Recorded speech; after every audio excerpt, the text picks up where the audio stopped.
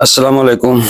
کیا آپ بھی بار بار پیشاب آنے، مثانے کی کمزوری یا رات کو بار بار اٹھنے سے پریشان ہیں؟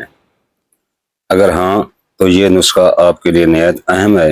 ویڈیو کو پورا دیکھیں، سکپ نہ کریں، کیونکہ آج میں آپ کو ایسا طاقتور دیسی نسخہ بتانے والا ہوں جو مثانے کو مضبوط بنانے، پیشاب پر کنٹرول کرنے، پیشاب کو بہتر کرنے اور جسمانی کمزوری کو دور کرنے میں مدد دے سکتا ہے۔ اکثر لوگ بار بار پیشاب آنے کو معمولی مسئلہ سمجھ کر نظر انداز کر دیتے ہیں، لیکن حقیقت میں یہ مسئلہ کئی وجوہات کی بنا پر ہو سکتا ہے، جیسے کہ ذیابیطس، پروسٹیٹ کا بڑھ جانا یا پیشاب کی نالی کا انفیکشن۔ اگر وقت پر اس کا خیال نہ رکھا جائے تو یہ مسئلہ مزید بڑھ سکتا ہے اور روزمرہ زندگی کو متاثر کر سکتا ہے۔ آج جو نسخہ میں آپ کے ساتھ شیئر کر رہا ہوں وہ سادہ بھی ہے اور قدرتی اجزاء پر مشتمل بھی ہے۔ اس میں شامل جڑی بوٹیاں جسم کے اندرونی نظام کو مضبوط کرتی ہیں اور خاص طور پر مثانے اور اعصاب کو طاقت فراہم کرتی ہیں۔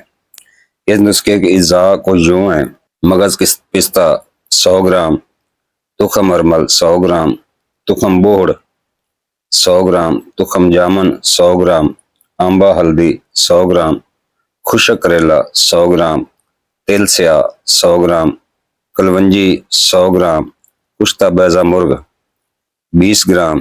کشتہ بیضہ مرغ دیسی انڈوں والا ہو۔ برائلر انڈوں کے جو لوگ بناتے ہیں وہ کسی کام کا نہیں ہے۔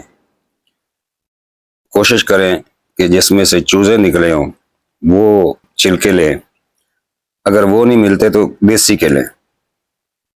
تو پیارے دوستو، کشتہ بیضہ مرغ 20 گرام، کشتہ تانبا سفید بلا زنگار 2 گرام۔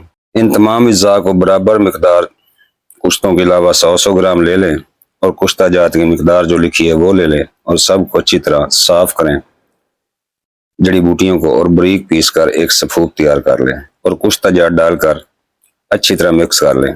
اس سفوف کو آپ 500 اور 1000 ملی گرام کے کیپسول میں بھر لیں اور روزانہ 2 بار استعمال کریں۔ صبح ناشتہ کے 1 گھنٹہ بعد ایک کیپسول نیم گرم دودھ کے ساتھ لیں اور رات کو کھانے کے بعد ایک کیپسول استعمال کریں۔ اگر بچوں کو یہ استعمال کرانے ہیں تو کشتہ تانبا اس میں نہ ڈالیں۔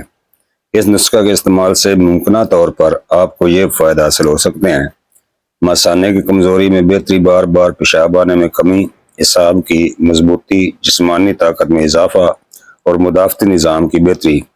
کچھ افراد کو چند دنوں میں فرق محسوس ہونا شروع ہو جاتا ہے، تاہم یہ ہر جسم کے حساب سے مختلف ہو سکتا ہے۔